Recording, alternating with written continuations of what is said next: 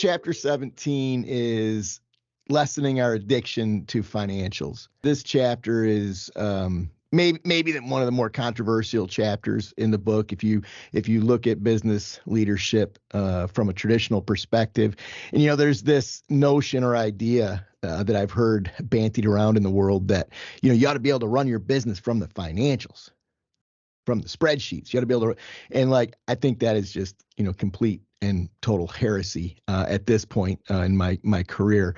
And we had one of our longstanding, and I would argue most successful franchise owners, Deb Kirchen, who taught us the lesson of, she always used to say to me, Mikey, I don't do numbers.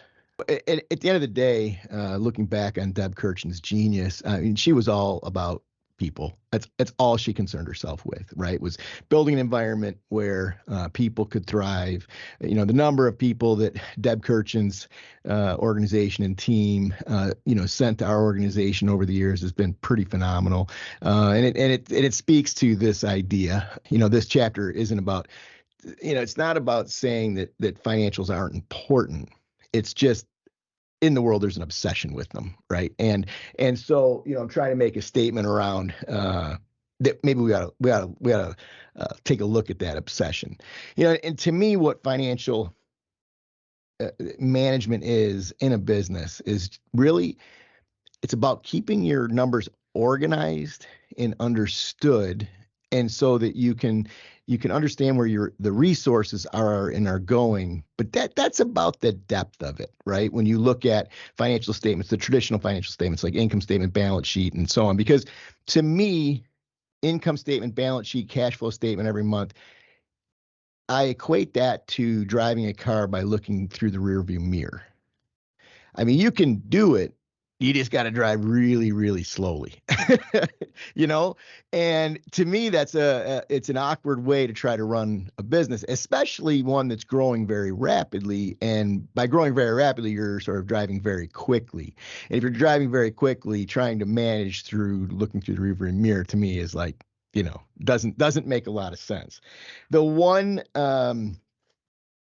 financial metric that I think we should be obsessed with is a ratio between projection and actual in different intervals of time, and really trying to narrow that, right? So essentially what that is it's forecasting, and what it is it's about getting better and better and better at forecasting your future reality.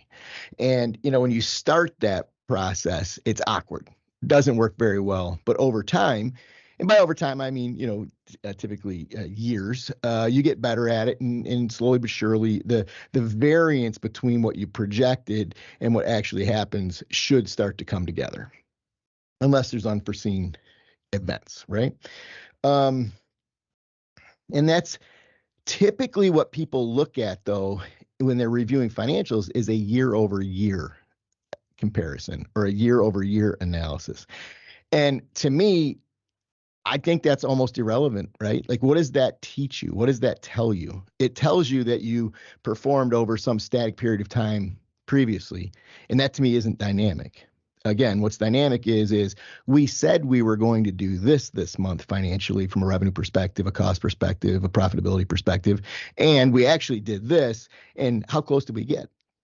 And to me, that's a dynamic approach to financial analysis, and that's really, to me, what most leaders and managers should be focused on, is that forecasting piece. I close the chapter with this. If we had the same obsession on the development and support and nurturing of our people on our teams as we did with the financial statements, I think it would go a long, long way in terms of building healthier, stronger, more adaptable, more creative organizations. And so that's kind of the point of this chapter, is how about we take all that energy that we put into the financial analysis, and we take that and we put that into people.